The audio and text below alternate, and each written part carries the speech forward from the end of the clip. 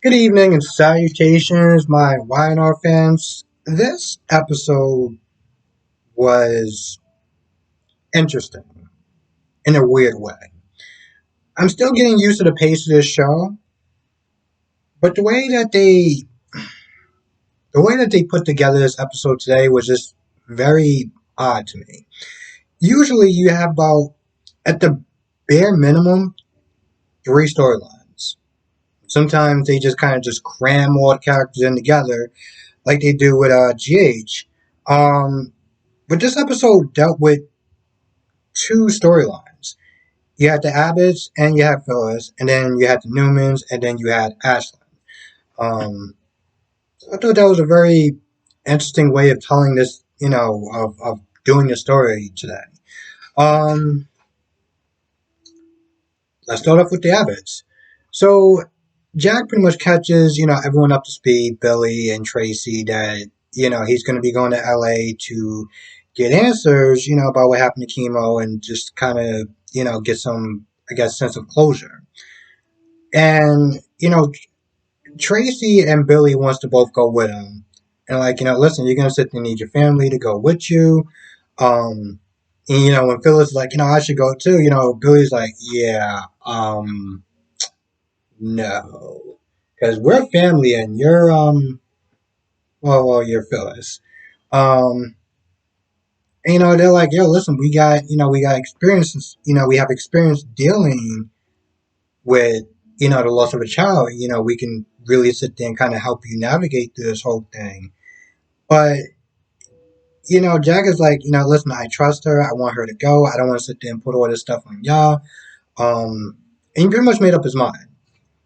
And later on, they say that Jack wanted Phyllis to go because he didn't want to sit there and judge up that pain and that loss of Tracy and Billy as far as what they went through. He felt like she's somebody that he can trust and value their input and stuff like that. And again, it's also sparing their feelings.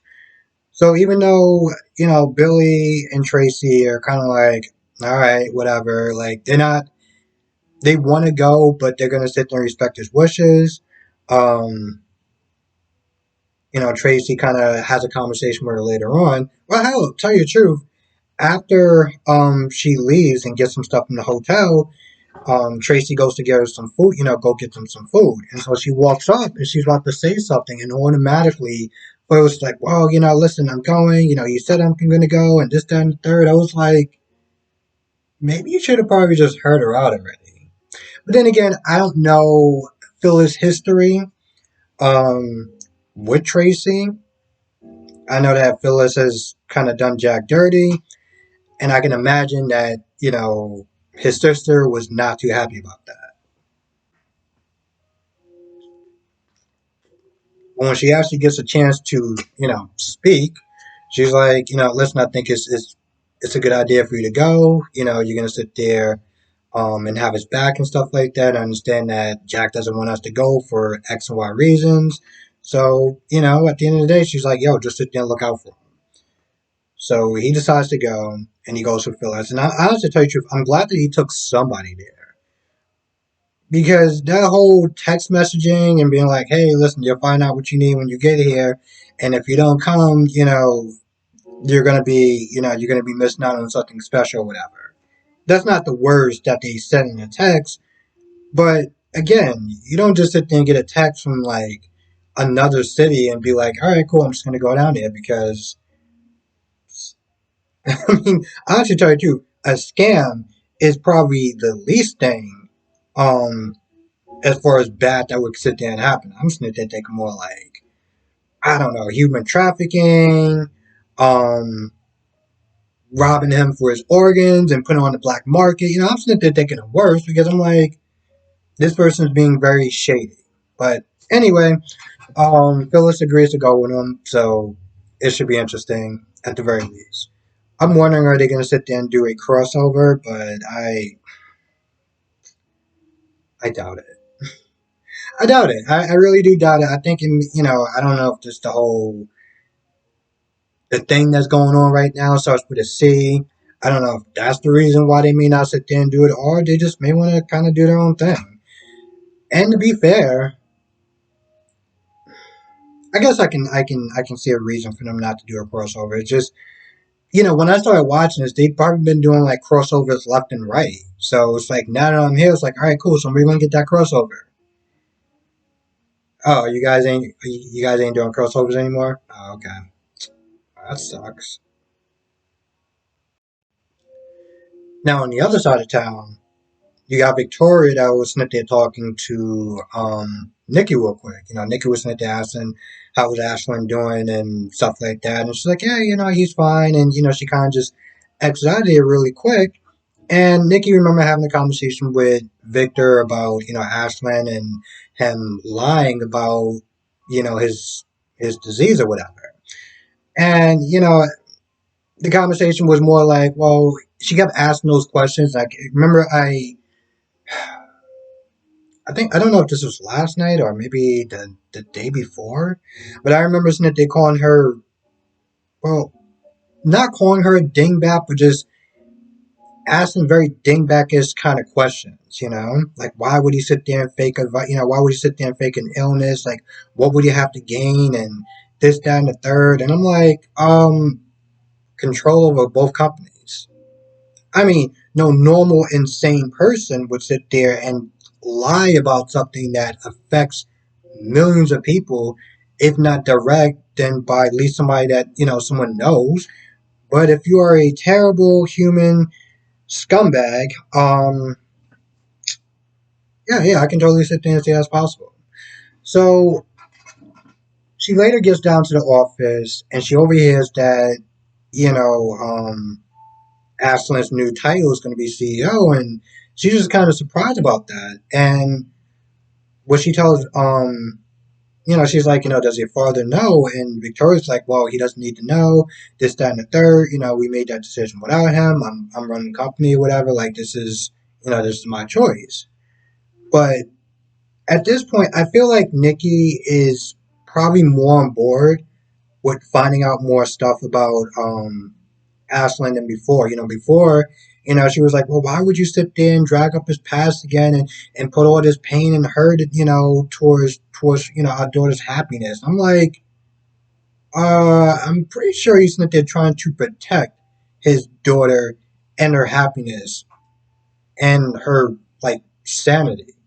So what the hell are you not there talking about? But after witnessing how fast he's, moving in as far as like being CEO. Now, before I'm gonna sit there and take a little bit of a side note or sidetrack for a minute. I remember reading the comment, and I think it was by I can't remember if it was by Lane or someone else, but he kept sitting there complaining about how he wasn't CEO and he felt like people need to respect him. He felt like they should be equal as far as like work wise. But that whole merger was half of his company. So shouldn't he already be like equal as far as like an equal partner? Shouldn't you already be like a co-CEO? Like I don't really know much about business or anything like that, but I can imagine if you have your own company and you merge it with somebody else's, why would you like go down in rank or job title? Like why would that happen? Anyway, Nikki's like, listen, I really think it'll be a good idea to get your father's blessing. He's been, Ashland's biggest, champion defender so far. And, Ashland sits there and tries to play it off, and he's like, yeah, I think that's a good idea. I want all the Newmans to sit there and kind of sign off on this project. Like, I think it'd be really good. And, I don't really see anything wrong with that. So, if that's what you want to do, then, like, I'm with it. Now, before he was not there asking, before the whole thing started, he was not there texting somebody. He was like, "Yo, we need to sit there and find this doctor. You need to find this doctor." Um, and after the whole business thing or whatever, after he says like, "All right, it's fine." He goes outside and he gets a call from someone, and Ashland's like, yeah, no, I don't give this person permission to sit there and check my medical records. Now on the other side, well, I don't know if it's in the other side of the same building, somewhere in another room. Um, yeah, Victor, Adam, and Nick. And Nick walks in, Nick is there, and he's like, he doesn't even know what's going on. He practically was like, yeah, I've just kind of been summoned there. And Victor starts to slowly, tell them, why they're sniffing and meeting up. And long story short, you know, Nick is like, yo, listen, because he was like, I found some, some really bad stuff about Ashlyn. And Nick is like, listen, I already been down that road once and I got burned because of it. Like me and Victoria's relationship has not been the same since the whole Tuscany thing. He's like, if you don't have proof of whatever is going on with Ashlyn, I don't wanna sit there and be a part of this and like put a strain on our relationship any further.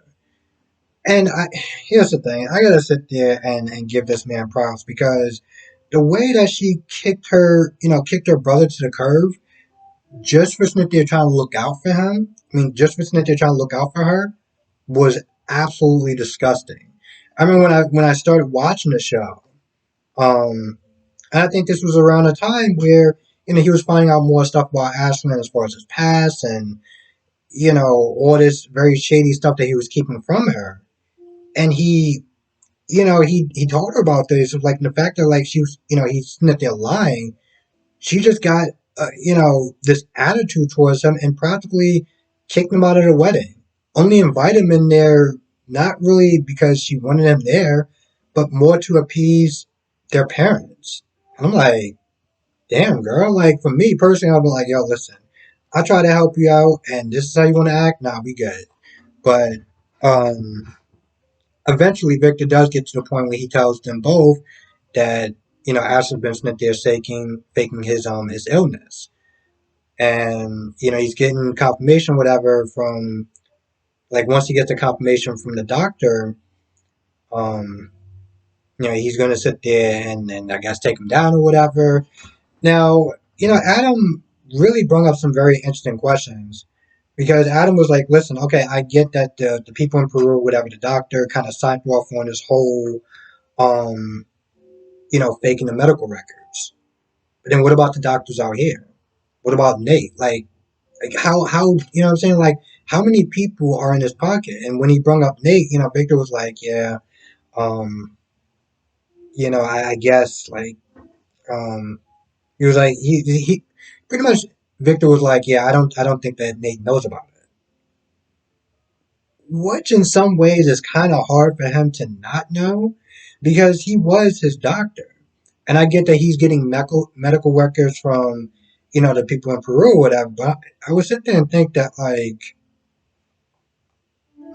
I don't know. I guess like even though he's a doctor, he may not be a doctor towards that specific like each doctor I imagine is specialized in different areas. Like you wouldn't have a person that delivers babies to run tests on someone to sit there and see if they have like cancer and stuff. Um, so I think Nate was honestly just sit there more or less reading off of a chart. And every time that, Ashton would sit there and fake like he was in pain, he would sit there and take it seriously. Um, but, my whole thing, again, when Adam was like, how deep does this go? Like, he had to sit there and pay off a lot of doctors, just to sit there and um, get his story straight and get all his I's and Q's or whatever crossed off. And this is all good and great, but if Michael Bowen can't sit there and get this guy to sit there and testify, then it's all going to be for nothing. All this stuff is going to be nothing but speculation. So, right after Ashton left the room and realized, oh man, Victor got to sit there and give his blessing. He may sit there and take a long time. I got to sit there and get this doctor so that way they won't actually have anything. And to be honest, for a person who's kind of come across as a villain or whatever, you would sit there and think that, all right, you know what? Listen, I don't need this doctor anymore. And I feel like he's kind of like, I don't know, a loose end. maybe I should sit there and deal with him. But you just kind of let this guy just run around or whatever. Like, like at some point, you didn't honestly sit there and think that somebody was gonna be smart enough to sit there and kind of dig through all this stuff and kind of like suspect that you were faking your illness and not get to the bottom of this? Like, what was your contingency plan? Did you not have one? Did you just sit there and think that your story, your acting, everything like that was just gonna win over the masses? Like, what was your backup plan?